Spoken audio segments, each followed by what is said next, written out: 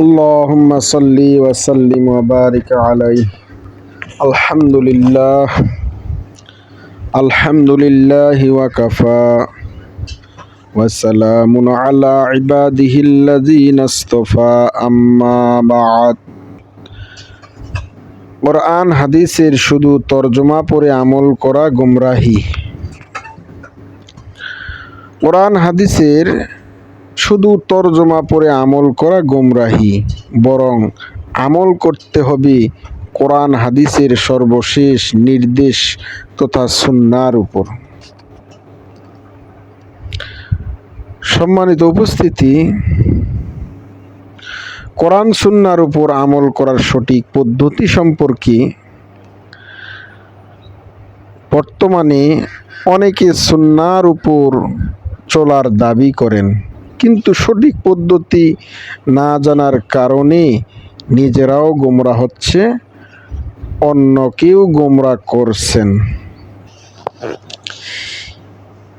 এ বিষয়ে প্রথম নিবেদন হলো, দ্বীন ইসলামের বিধান একদিনে পূর্ণতা লাভ করেনি, বরং তা দীর্ঘ 23 বছরে পূর্ণতা লাভ করেছেন।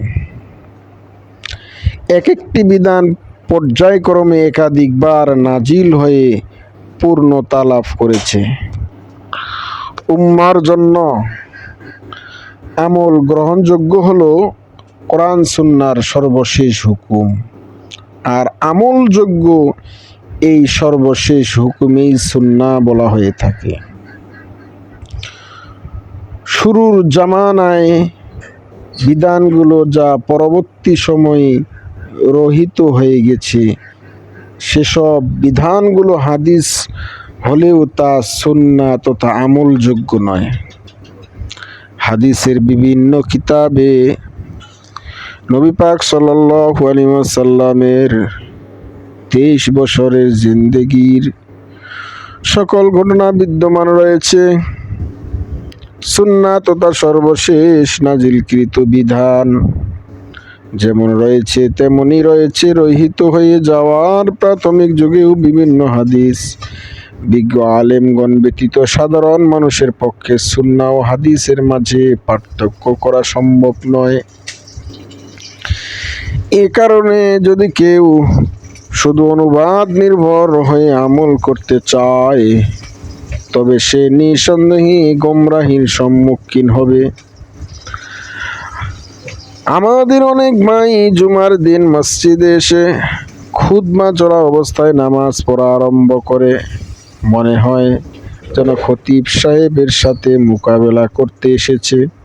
মূলত তারা কোরআন হাদিসের অনুবাদ পড়ে আমল করে। উলামায়ে কেরামের নিকট জিজ্ঞাসা করার প্রয়োজন বোধ করে না। কোরআন হাদিসে থাকলে আমল করতে হবে, এই চিন্তাটাই গলত। বরং আমল করতে হবে কোরআন সুন্নাহর সর্বশেষ বিধান তথা সুন্নাহর উপর।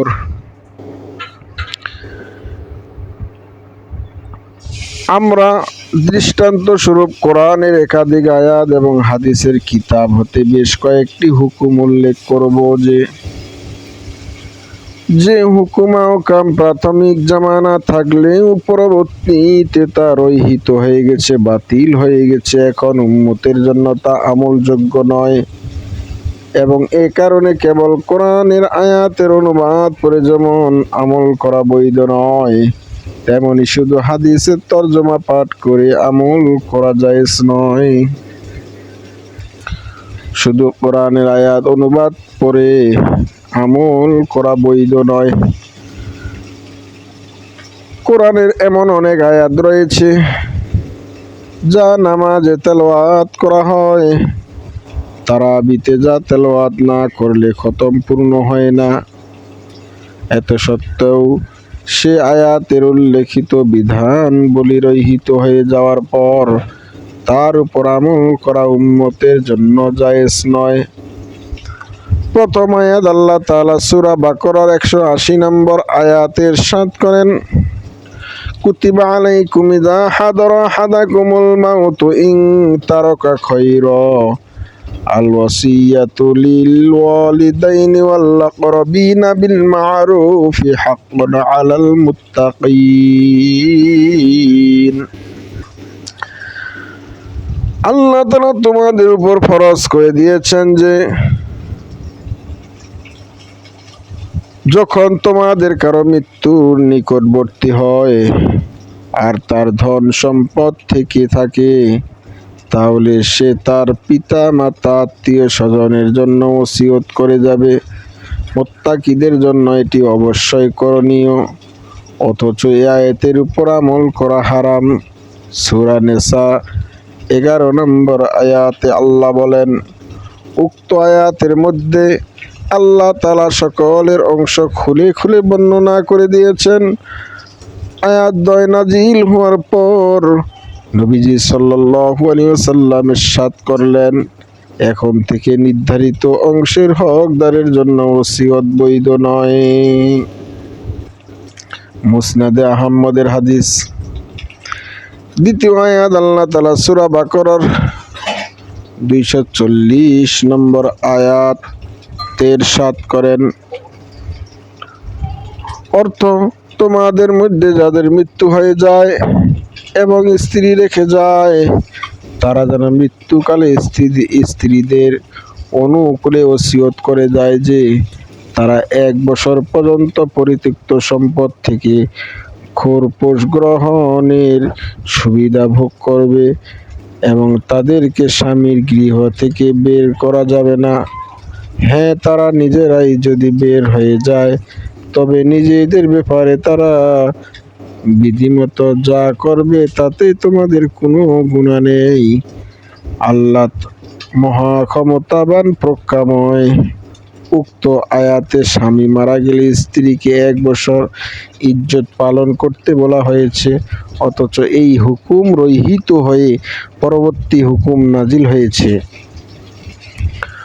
ওয়াল্লাযীনা ইউতাওয়াফাউনা মিনকুম ويذرون أزواجا يتربصن بأنفسهن 4 أشهر وعشرا সূরা বাকারা 234 নম্বর আয়াত।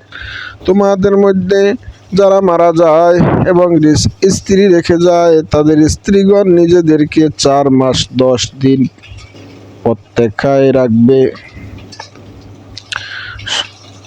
আমাদের দেশে তালাক প্রদানের ভুল পদ্ধতি চালু হয়েছে।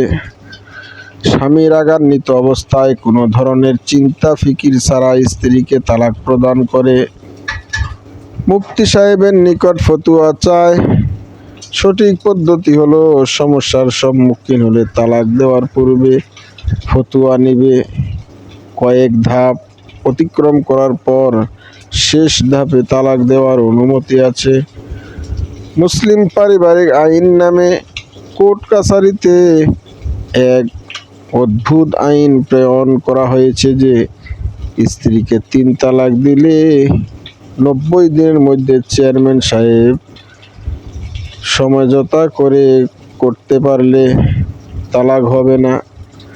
চেয়ারম্যান সাহেব ব্যর্থ হলে 3 মাস পরে তালাক কার্যকর হবে। শরঈ ইলম থাকলে আইন প্রণয়নকারী আইন জারি করতে যে কোনো ব্যক্তি স্ত্রীর উপর অতিষ্ঠ হয়ে তালাক দিতে চাইলে প্রথমে চেয়ারম্যান সাহেবের শরণাপন্ন হবে। 3 মাসের মধ্যে চেয়ারম্যান সাহেব সমঝোতা করতে না পারলে স্বামীর তালাক দেওয়ার অধিকার থাকবে। হাদিস শরীফের ন্যায় কোরআন পাকের আয়াত সমূহে অবতীর্ণ হওয়ার সময়ের পূর্ব পরের প্রতি লক্ষ্য রেখে সাজানো হয়নি। অতএব শুধু কোরআনের অনুবাদ পড়ে আমল করা নিশ্চিত গোমরাহি। তৃতীয় আয়াত। প্রথমে আল্লাহ তাআলার পক্ষ থেকে রোজার বিধান এসেছিল শিথিলভাবে। যাদের সুবে সাদেকের পূর্বে সাহারি খেয়ে সূর্যাস্ত পর্যন্ত খানাফিনা এবং গুনাহ বর্জন করতে হিম্মত হয় তারা রোজা রাখবে। হিম্মত না হলে না রাখার সুযোগ ছিল। প্রতি রোজার বদলে একজন ফকিরকে দুবেলা খাওয়া বা এর মূল্য দিয়ে দিলেই রোজা হয়ে যাবে। وعلى الذين يطيقونه فدية طعام مسكين, যারা রোজা রাখার সামর্থ্য রাখে তারা একজন মিসকিনকে খানা পৌঁছিয়ে ফিদিয়া আদায় করতে পারবে।